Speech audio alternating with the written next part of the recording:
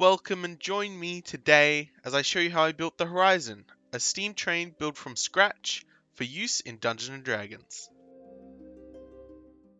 I started out by making the wheels. I have 1-inch PVC pipe and 2-inch PVC pipe, and I just cut the wheels as a 1/4-inch pieces of those pipes.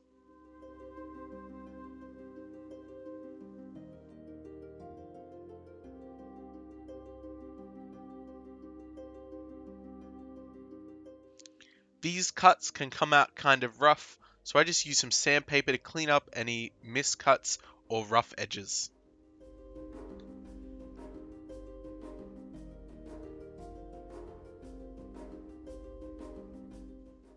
To make the spokes along the inside, I start with a piece of hot glue stick, cut to the same thickness as the wheel. And then onto that piece, I'm going to stick toothpicks or barbecue skewers, just cut down to size. Gluing these on can be pretty tricky, especially if you're doing smaller wheels. What I do is I stick some super glue onto the hot glue stick, I dab in the little toothpick and then dab that into some bicarbonate soda and then connect it back again. That bicarbonate soda stuck to the toothpick will instantly bond them all together. And then I use a little bit more super glue just to make sure it holds in place.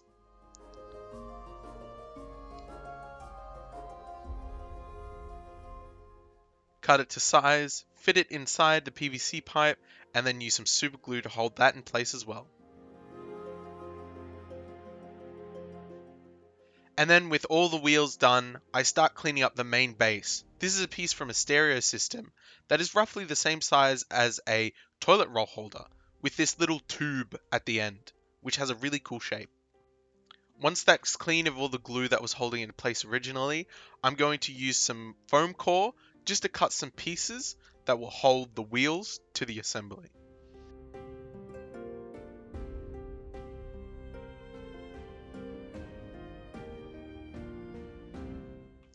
This whole process is cutting things and putting it and seeing if it fits and then taking it away and cutting it again and trying to just figure out where the shape is hiding in all of these pieces and slowly piecing it all together to make something that I'm happy with.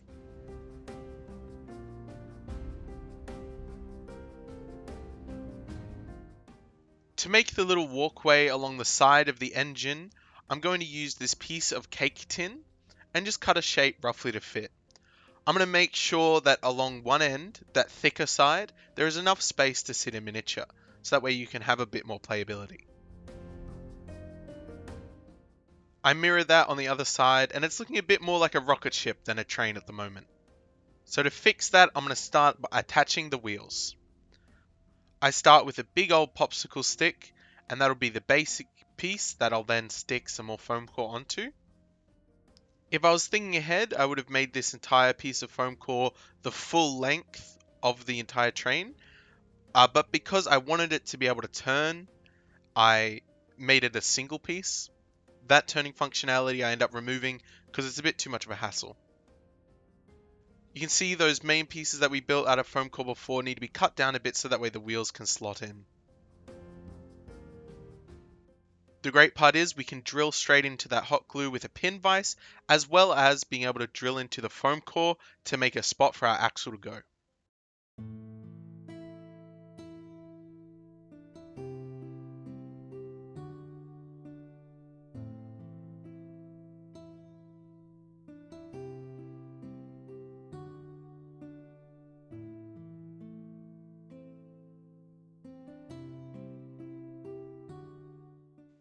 These axles I'm cutting out of barbecue skewers, and I'm cutting them here at 2.5 inches. I end up coming back and making that just 3 inches.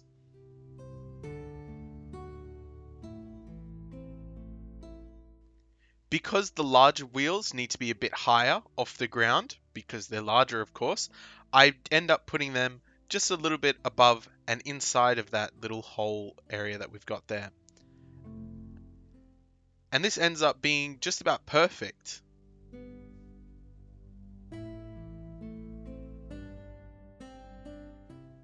To get the back cabin situated, I cut a strip of foam core again at 1 inch, I think by 5 inches. I end up cutting it down a little bit later. And this will serve as the base that we can then build up to our cabin.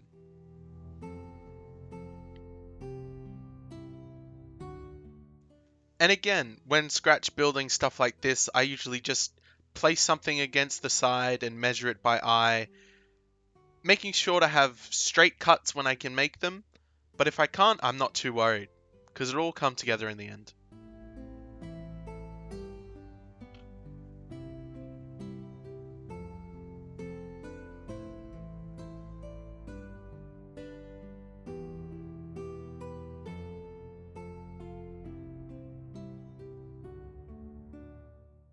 And this whole back cabin piece made out of foam core, I just start drilling straight into it and end up ripping a bunch of pieces. So there's like a hole gaping at the back. But once again, don't worry, everything will be covered up in the end.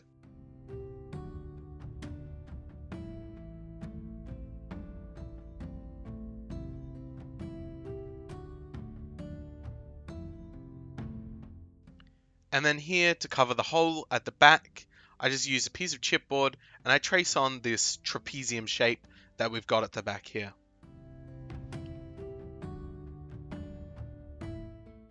And with that stuck on the base, we have a really good spot to start building our cabin.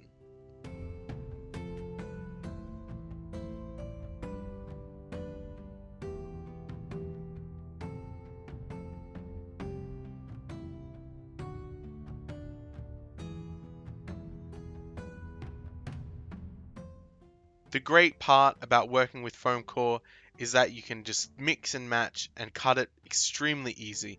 It's much easier to cut than cardboard, especially those weird shapes like rounded circles and these little inner windows inside.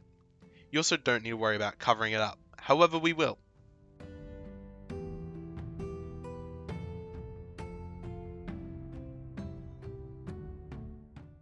Now, if I was thinking ahead, I probably would have made a cardboard facade for this now, while it's not glued in. You'll see me struggle to do that later on to try and cover those seam lines and edges and make it look like one single piece of fabric or wood or something like that. But for now, we're just looking by eye and measuring out this front window.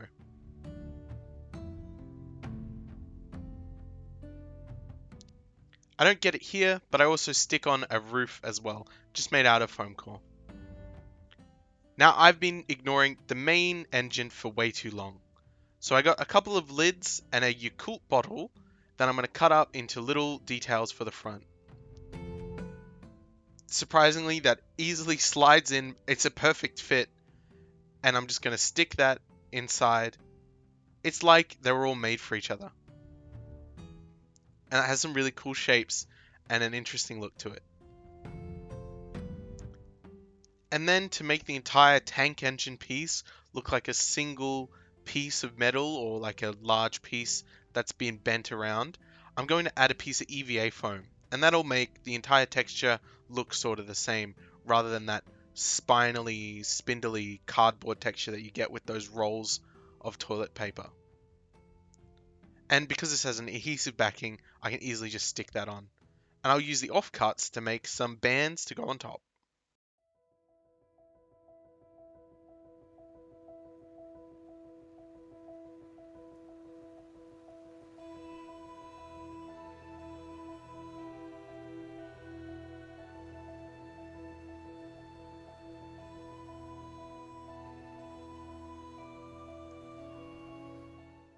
I then add on a couple of pieces of some old caps in different shapes to make the little exhaust port.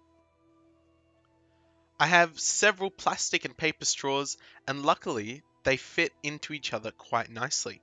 So I'm going to cut some strips of paper straw and then add my plastic straw in between so it looks like it's being held on. And that's just another greebly detail. I'll then add a little cap in the form of a popsicle stick end. And here you can see how I made that facade, and I really struggle with it because all of the other pieces are already glued on.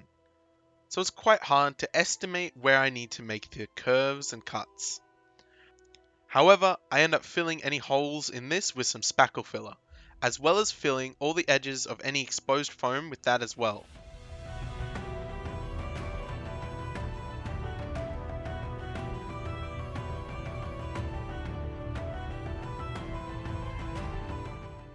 And of course, for even more details, I grab my little coffee stir sticks and start placing them all over the back of the cabin.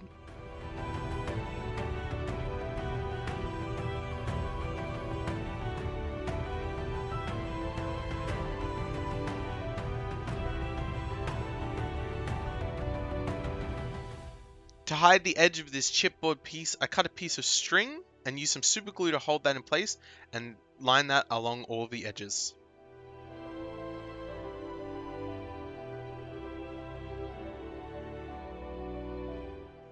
To add even more details onto the tank or the engine, I use some super glue lids and cut them up into little pieces and piece them together. And this is some sort of bell or chimney exhaust, something like that.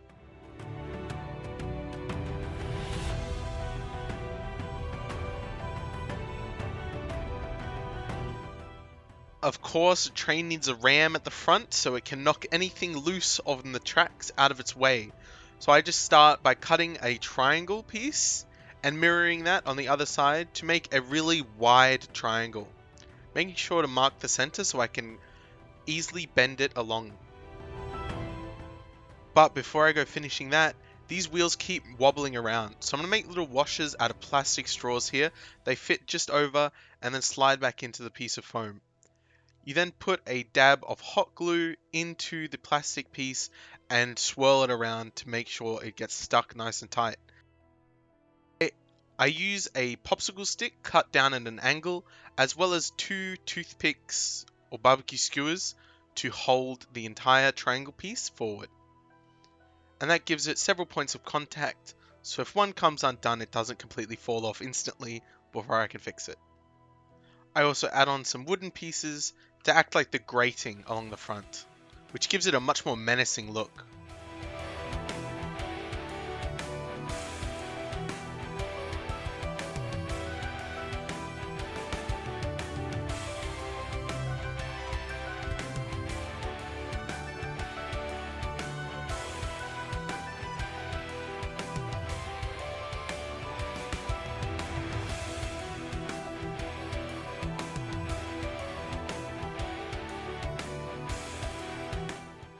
I then use a handful of cardboard strips to cover any exposed foam, and later on I will cover any exposed foam that I can't reach with some spackle.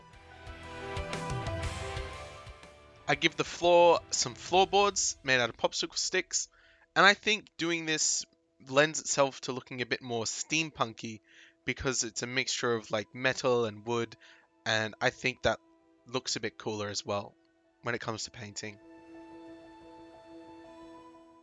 So I fill any holes, exposed foam, anything that should be one single piece or flow into each other nicely. I use some spackle filler to fill all those holes. Unfortunately, I miss a few pieces and some of the foam melts when I use spray paint on it. Using a tried and true method for some rivets, I cut several pieces of ear cleaner out to small, little, tiny pieces to represent the rivets going along the edge of the steam tank. And dip them in some glue and stick them on. And this, because I'm using tacky glue, they stick on very easily. And if you use the end of your knife to hold them in place, you'll easily be able to place them. Once you get a rhythm going, it's super easy.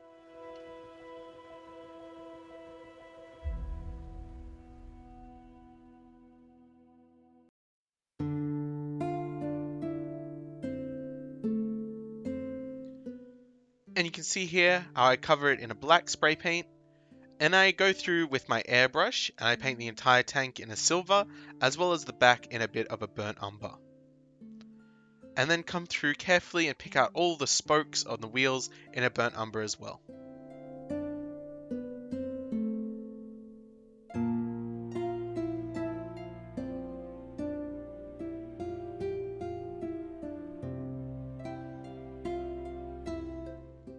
Now, I'm not sure if it was because this wash is really old or it's because it was extremely cold, but none of the materials here seem to take the wash too well. So I have to give it several coats of this dark black wash. And that gives it a much more gritty and realistic look.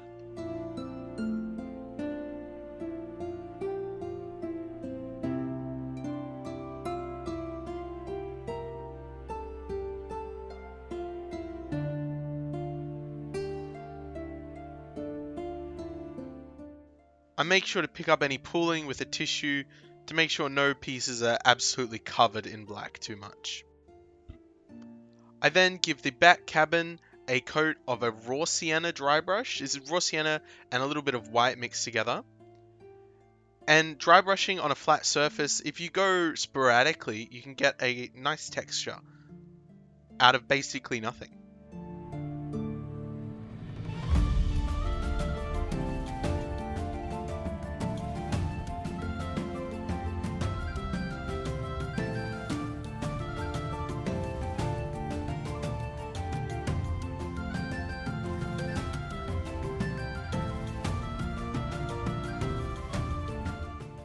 And then finally, I stick on the little name tag with some tacky glue.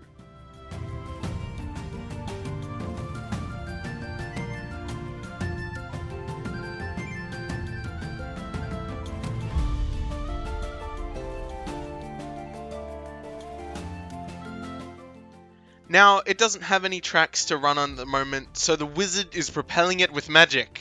Yes, that will be the explanation so far. And despite its very simple paint job, because of all the little details that we've added on, I think it looks pretty good. And it came out really nice. Thanks for watching to the end, and I'll see you next week, where we make some more pieces, perhaps. And fix that paint job.